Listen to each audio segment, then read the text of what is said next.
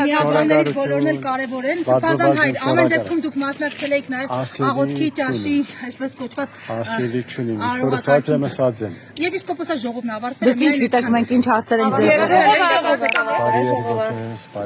Սրբազան, ամեն դեպքում դուք Այս ինչ վախ է, խոսքի վախ է տարածվել։ Այս ինչից եք վախենում։ Կարծիք հայտնեք, գներեք, դուք ինչ գիտեք, ով է ասում։ Դուք այնքան ասելիք ունեք։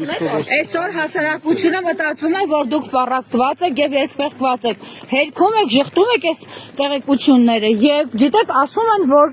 ձեր վախեցած դիրքավորումը խոսում է, որ ներսում լուրջ են խնդիրները։ Հասարակությանը պարզաբանում տվեք։ Ի վերջո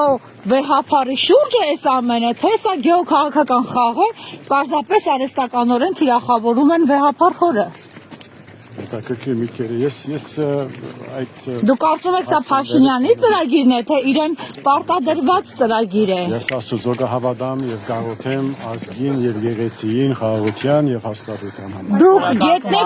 գետնի վրա բախվում եք այն իրականության հետ, որը ձեզ պարտադրվում է։